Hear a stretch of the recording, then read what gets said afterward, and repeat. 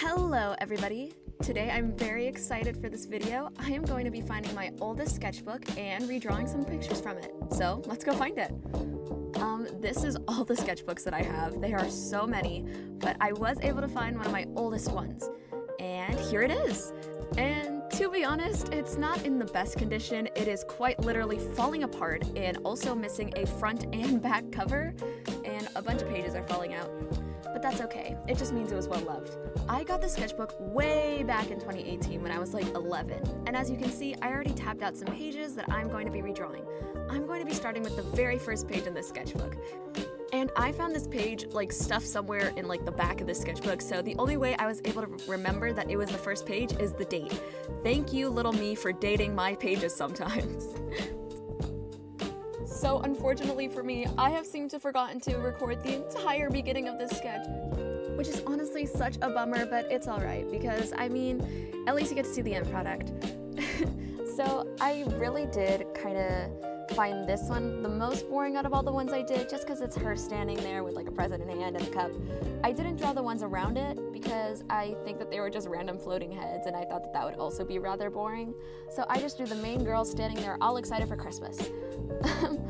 When drawing her, I could tell that I wanted to give her curly hair, but I didn't really know how to, so I tried to make her hair look nicer and fluffier and all the things.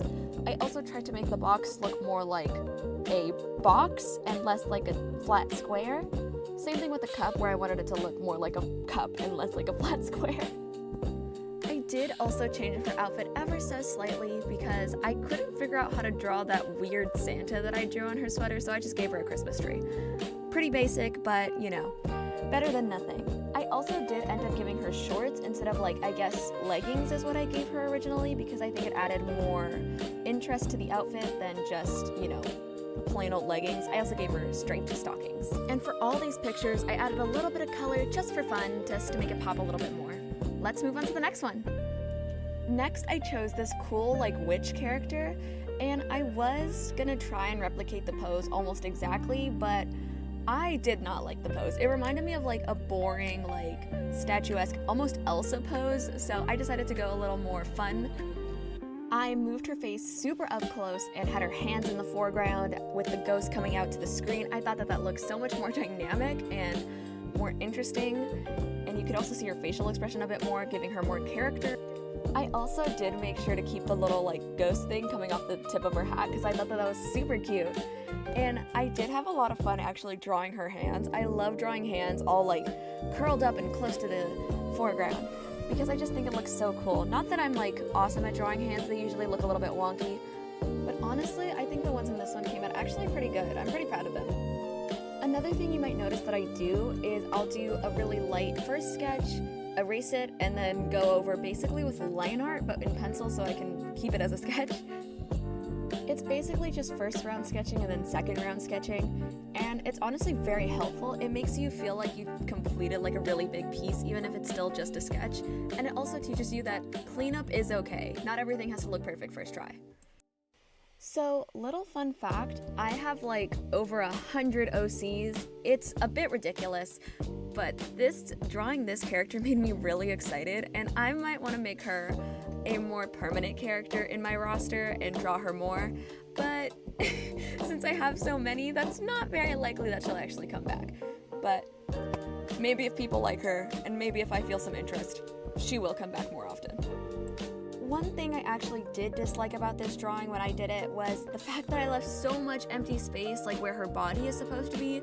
I thought it would look kind of cool, but I think it just looked empty now that I, you know, finished it all up. Though I did still really like this drawing, and I might go back and do another rendition of it so I can make it look even better than it does right now. And we're already at the end of this sketch anyway. I was super excited to add the purple magic color. That was one of my favorite parts. While I didn't end up loving the final product of this sketch, I did absolutely love seeing the improvement. This next drawing is a bit out of season because it's no longer summer. I still thought it was really fun to do, and I think it was one of the most dynamic and fun sketches I had in this sketchbook since a lot of them were very boring and stiff. But I did have a lot of fun making this pose feel more real because I did a lot of like noodly limbs when I was first beginning, though there's nothing wrong with that. I didn't know the rules enough to break them. And I'm really happy with this sketch actually. I thought the pose looked really, really good, and honestly really close to how I probably wanted the original to look initially. And if you're an artist, I totally recommend doing something like this because it's not only like super fun, you also get to see how much you've improved from like even day to day. It's nuts. Now last but not least, I have the partner drawing actually to the one we just did. This one I did actually struggle a bit with the pose. I couldn't get it quite right, so I ended up pulling up some images on Pinterest and I found the perfect reference. Which, by the way, always look up a reference if you're struggling with something. Even if you're not, a reference is always a good point to start. And this one, you can tell I did actually change up quite a lot from the original drawing because I don't even really know what I was trying to do with the pose in the original one. It was kind of stiff and weird, so I did a more, I guess, relaxed, like chill guy kind of pose instead. A small detail that I actually changed was how his drink was spilling. I think that I wanted to keep the drink spilling because that's very dynamic and fun, but I didn't like that it was just spouting out of the straw for some reason. So instead, I opened up the lid, made it kind of loose, and had it spilling out like that. And I think that that actually added a lot more. And even small changes like that can change a drawing so much, making them more dynamic and like natural. So once I was done with that initial sketch, I was actually able to speed through the rest of this pretty quick. And also, a fun little detail that I don't know if I've mentioned is that the guy and the girl have matching swimsuits, and I think that that was just really fun and cute, and I wanted to keep it in. I took a little pause here to evaluate the fact that my brand new highlighter is fraying at the tip. I don't even know what I did to it, but I guess that's not a big deal. We're already done with this sketch, and I think it turned out actually pretty good. It's definitely not my favorite out of the three, but I had a lot of fun with this one, and a big thank you to Pinterest for having great references. And thank you so much for watching this video. If you guys want to see more videos like this one, comment down below, and if you have any other suggestions for video ideas, also let me know. Bye-bye!